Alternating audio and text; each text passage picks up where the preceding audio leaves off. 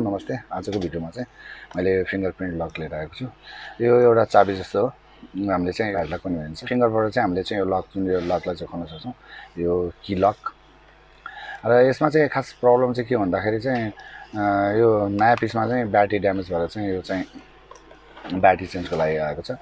आज हामी हेरौँ न त यो कसरी ब्याट्री चेन्ज गर्न सकिने यसमा। यो भन्नाले हामीले कसरी खोल्ने रहेछ र यसलाई हामीले कसरी डिसेम्बल गर्छौँ त्यो पनि आजको हाम्रो भिडियोमा हेरौँ। यो फिङ्गर लकहरू चाहिँ प्रायः जस्तो यसमा चाहिँ म्याक्सिमम् हामीले चाहिँ 8-10 जनाको चाहिँ हामीले फिङ्गर युज गर्न सक्छौँ। यतिसम्मको यसको चाहिँ क्यापेसिटी छ। चार्जेबल टाइपको यो फिङ्गरले चाहिँ हाम्रो जुन यो फिङ्गरको सेन्सरले चाहिँ हाम्रो यो चाहिँ लक खोल्ने हो। यसमा चाहिँ हामीले चाहिँ कसरी ब्याट्री चेन्ज गर्ने, यसलाई हामीले कसरी चाहिँ यसलाई चाहिँ रिमुभ गर्ने, यो जुन ब्याक कभरलाई लाइक कमेन्ट र सेयर गरिदिनु होला। साथै नयाँ भ्युवर्सहरू चाहिँ मेरो च्यानलमा भिजिट गर्नुभएको छ भने प्लिज सब्सक्राइब गरिदिनु होला र साथै बेल आइकन पनि प्रेस गरिदिनु होला र साथै कमेन्ट पनि गरिदिनु होला।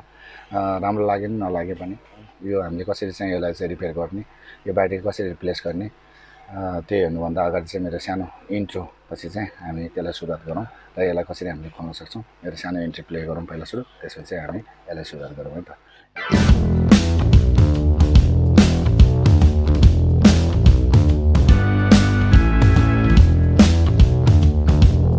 यसलाई चाहिँ हामीले चार्ज गर्नुपर्छ किनभने अरूमा चाहिँ की हुन्छ, कीले चाहिँ हाम्रो लक खोल्ने हो। अब यसमा चाहिँ यो चाहिँ फिङ्गर टाइपबाट चाहिँ यसलाई चाहिँ यो यसको केही हुनै छैन र यो ब्याट्री चाहिँ पुरै इम्टी भएको छ। नयाँ पिसै हो, राख्दा स्टक भएर चाहिँ यो चाहिँ ब्याट्री चाहिँ ड्यामेज भएको। यसलाई चाहिँ रिपेयरको लागि चाहिँ आएको छ। यसलाई पहिला हामी आज ब्याट्री चेन्ज गर्छौँ। पहिला अब यो यसको केही उ छैन, अब यसलाई पहिला हामीले निकाल्यौँ र यसलाई खोल्नलाई चाहिँ यसको अब स्क्रुहरू त कतै पनि छैन, तर यसमा चाहिँ हामीले एउटा देखिन सक्छौँ यो लक टाइपको। अब यो लक टाइपलाई चाहिँ हामीले खोल्नलाई चाहिँ के गरौँ भन्दाखेरि थोरै हामीले यस्तो टाइपको एउटा स्क्रु ड्राइभर बिग्रेकोलाई चाहिँ लिउँ, लेकिन काम छैन।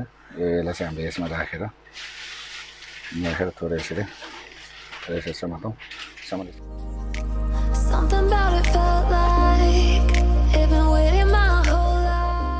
हामीले यो रिमुभ गऱ्यौँ र यसमा हजुरले हेर्न सक्नुहुन्छ यो यसको ब्याट्री भयो। यो ब्याट्री चाहिँ लङ टाइम राख्दा चाहिँ ब्याट्री ड्यामेज भएको। अब यसको ठाउँमा चाहिँ मैले यस्तो खालको टाइपको ब्याट्री लिएको छु, रिप्लेसमेन्टको लागि चाहिँ यो। अब यो ब्याट्रीले हालेर हामी हेरौँ एकचोटि काम कसरी गर्दैन। यो त पुरानो भइहाल्यो र यसलाई चाहिँ हामी यसमा रिप्लेस गर्छौँ। यसरी चाहिँ मार्केटमा आउँदाखेरि यो पोर्ट आउँदैन। यो पोर्ट मैले अर्को यस्तै खाले लकको चाहिँ मैले निकालेर राखेको थिएँ, त्यसकोबाट यति मात्रै आउँछ। यसमा चाहिँ हामीले यो प्लस माइनस लिने हो। ल्याइसकेपछि हामीले यहाँनिर यसलाई चाहिँ गर्ने हो र यो साउन्ड आउँछ। साउन्ड आइसकेपछि अब यसलाई हामीले फिङ्गर हेर्नु ल्याउनुहोस्, इजी तालले यो खोल्यो किन यसमा अहिले हामीले लक राखेको छैनौँ। यो लक राख्नलाई चाहिँ के सिस्टम छ भन्दाखेरि यसमा 8-10 सेकेन्ड चाहिँ यसलाई प्रेस गरिरहनुपर्छ।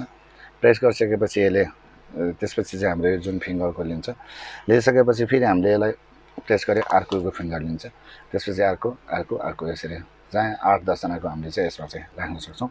यसरी यसै भयो। अब यसमा हामीले चार्जिङ पनि हेरौँ। अब हामीले यसरी चेन्ज गरायो, यसरी चाहिँ यसको साटो मैले ल्याएको छु।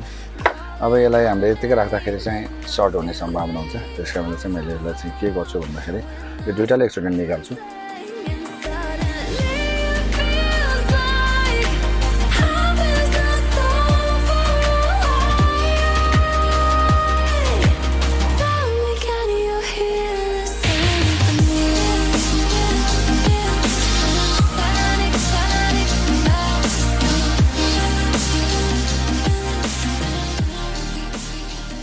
हामीले यसमा कभरेज गरौँ। अब यो एक आपसमा सर्ट हुने सम्भावना हुँदैन। यो चेन्ज गरौँ। अब यसलाई हामीले यहाँ राखिसकेपछि यसलाई हामीले यसरी चाहिँ यसरी यतापट्टि प्रेस गरेर गरौँ। यसलाई लगाउँ,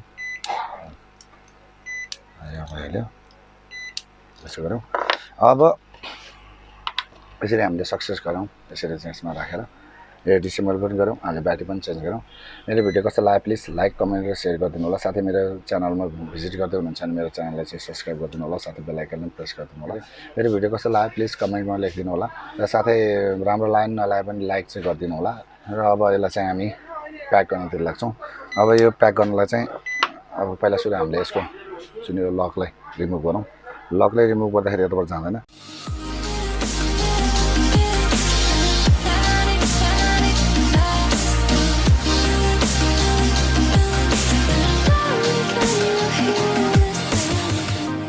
अब यो हाम्रो लक भयो, यसलाई हामीले चार्ज पनि गऱ्यौँ। अब यसलाई लक भयो, लक भएपछि यो खोल्यो र यसलाई चाहिँ हामीले 10 सेकेन्डसम्म चाहिँ यसलाई प्रेस गरेर भने यसको पासवर्ड रिसेट पनि हुन्छ।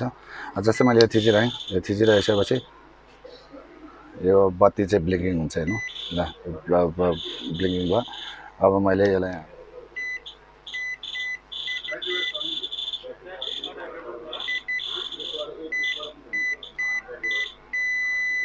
यो भयो।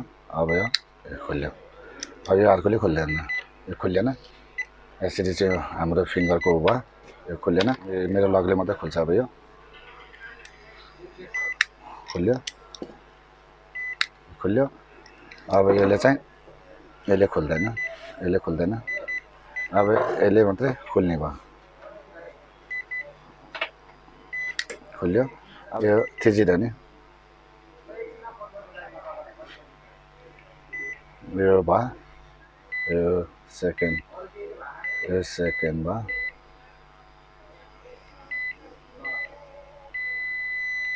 भयो, यसले नै खुल्यो, यसले नै खुल्यो, यसले नै खुल्यो र अब यसले खोल्दैन। त्यसरी चाहिँ यसमा लक बस्यो। अब यो लकलाई रिसेट गर्न चाहिँ मैले थिचिरहनु पऱ्यो।